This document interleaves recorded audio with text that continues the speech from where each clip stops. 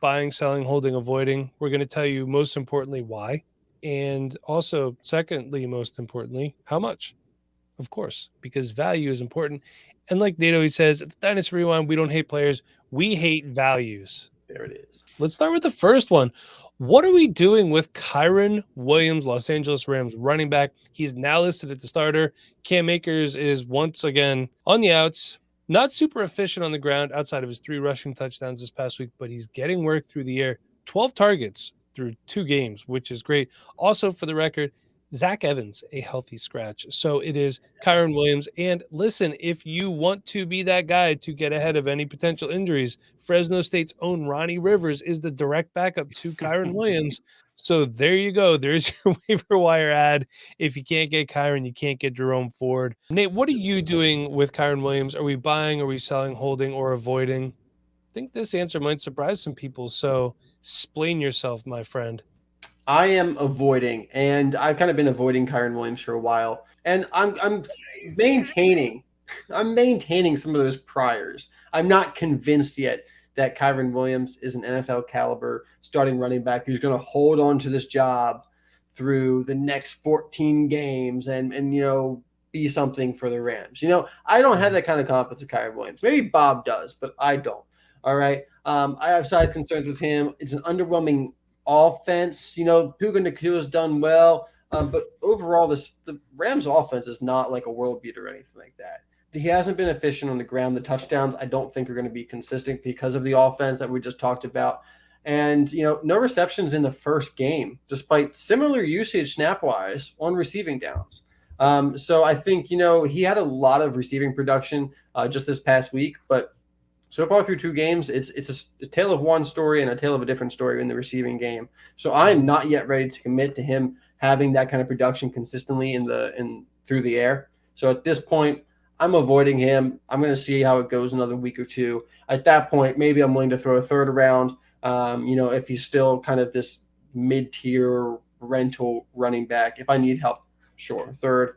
Not going to mind too much. Maybe a week or 2 from now if he can continue to get the volume. Well, I just messaged Bob asking if he thinks that Kyren can hold on to the starting job for the remainder of the season. So let's see. Kyren Williams is currently the RB19 on Keep Trade Cut. He's currently the RB2 in fantasy football.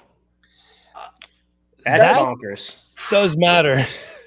I mean, I'm a Puka Nacua fan, so I guess I should, you would think I would be a Kyren Williams fan, but I'm not. I mean, you can move him for Nico Collins, Deontay Johnson, Christian Kirk. That's what they're telling me on Keep Trade Cut. I don't know if I believe that or not. I don't have any shares to sell. If I did, maybe I'm not avoiding. Maybe I'm selling. Give me that value. By the way, Nico Collins. Great value. Fantastic game last week. CJ Stroud looking good as well. Yeah. And you know what? It's just weird. Running back 2. You said is Kyren Williams. Running back 3, we talked about on the last pod. Brian Robinson is the better of the Robinsons in the NFL. Bob did get back to me. He said, I don't see any threats coming anytime soon. Zach Evans was a healthy scratch last week, which I touched on before. So, yeah, I mean, there is that possibility. If Cam Akers is traded, Zach Evans a healthy scratch. I mean, maybe it's Ronnie Rivers' season. I don't know. I don't know if you're going to want any of them, to be honest. Well, look. Who knows? Let's keep going. And then Chev and I will talk some sense into the professor. Chev, you and I, we're kind of on the same page here, but what are you doing? Yeah, I'm holding on right now. I mean, if they're going to be moving on from Cam Akers, it sounds like. We heard this story last year that he ends up coming back this year. So we'll see if that saga ends. I mean, there's a lot of teams that could use a running back at this point. So we'll see if that happens. But I'm just holding on. This offense could look completely different for Kyren Williams in a few weeks. If Cooper Kupp comes back, now you have Cooper Kupp, Puka Nacua, and, maybe those targets aren't going his way. I don't know what that looks like for him. I'm just holding on to him at this point. I think you have to hang on, especially with them trying to move Akers. He hasn't been super productive running the football, but he's somewhat been effective, especially scoring some touchdowns here and there in these first 2 games. So we just need some producing RBs at this point. There's so many injuries, so many problems with running backs that we didn't expect to have problems with. So right now I'm just hanging on to him and playing him while I can. That because I have the RB2 that's only a few points behind CMC at this point, somehow, some way. So Yeah. sad year so far. Chev, you and I, like I said, we're on the same page. I'm holding. And here's why. I have a few shares. I took a flyer on him late in fantasy drafts. So I understand that I could maximize my value getting rid of him. The Rams were looking to trade Cam Akers last year. They didn't. They're going to do it again this year. And this running back situation is really fluid. The fact of the matter is, you right now, if you got him late last year, and obviously not everybody did, not everybody can, you now have a starting NFL running back. That matters. I'm not saying you have to start him every week, but the fact is he is there when you need him. I'm holding on to Kyren Williams. When I saw that Cam Akers was a healthy scratch, I stopped cutting the grass. Thank you, breaking news alerts on our Patreon Discord. By the way, put the weed whacker down. I wiped my hands off, and I put Kyren Williams into a few lineups. Okay, but I'm holding. Nate's selling or avoiding. Let's move on and talk about what we're going to do with Christian Watson, who has not seen the field yet for a Green Bay Packers team that, by the way, looks really good. You know who else looks really good? Jaden freaking Reed. We have been trying to tell you. Hopefully you drafted him everywhere you could. So, Nate, buy, sell, hold, avoid. I'm selling Christian Watson. I'm sorry, guys. I know there's going to be some people upset with me, but he's currently wide receiver 22 on keep trade cut. The value, his value is held. And I get it. Jordan Love looks good. Currently the quarterback 2. We're talking about all these top players of the position so far through 2 weeks. Insane. Small sample size, guys. Small sample size.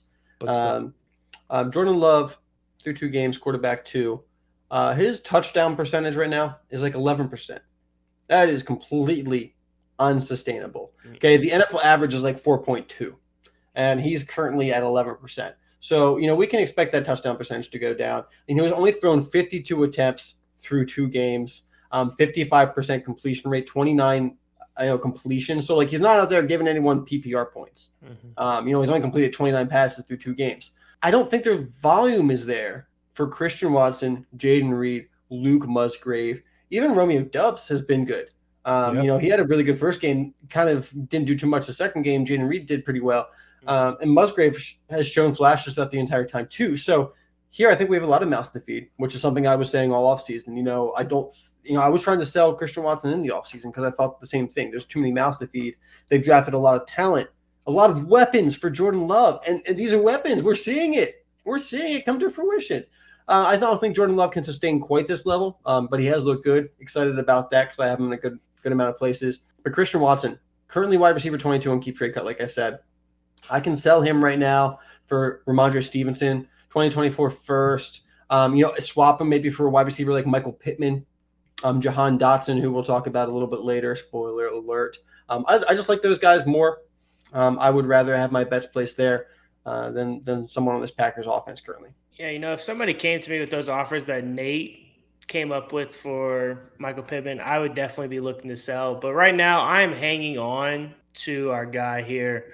I'm going to hang on to Christian Watson. Sorry, I forgot who I was talking about because I haven't seen him play this year. So that's on me.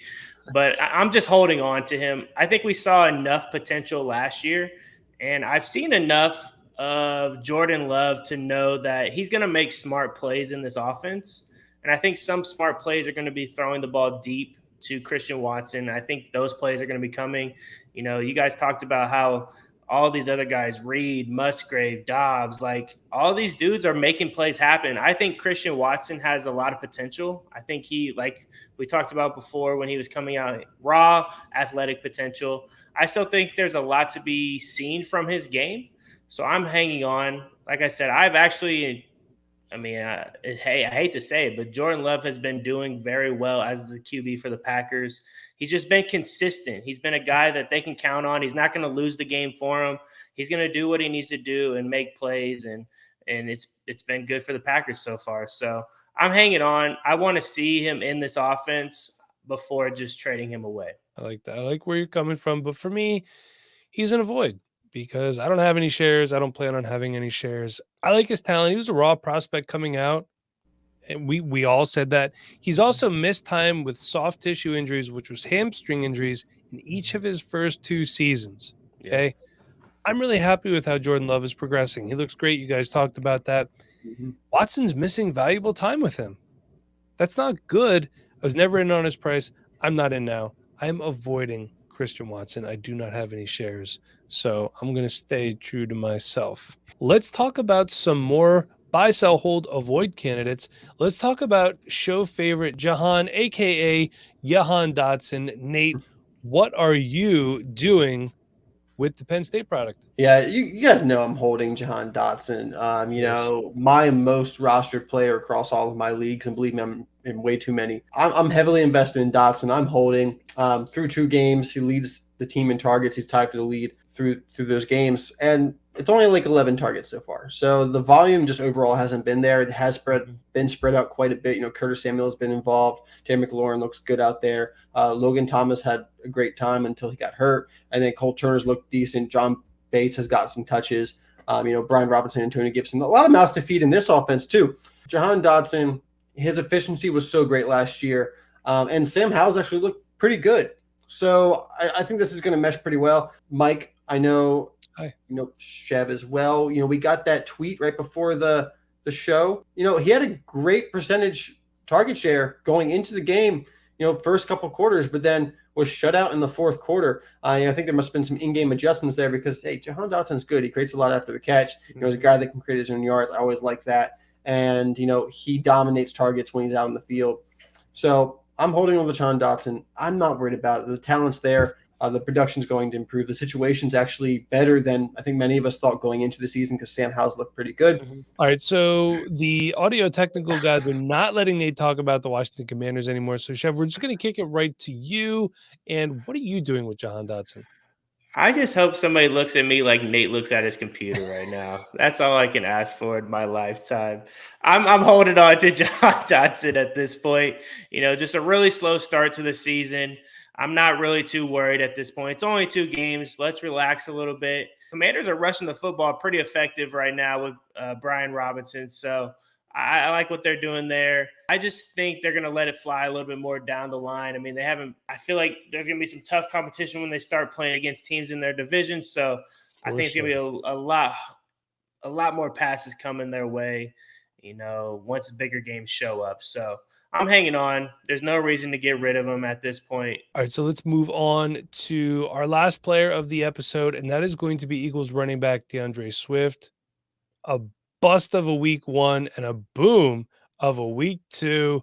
I believe he had 175 rushing yards, and I think I saw a stat that 131 or 32 of those yards were before he even got touched, which is just amazing.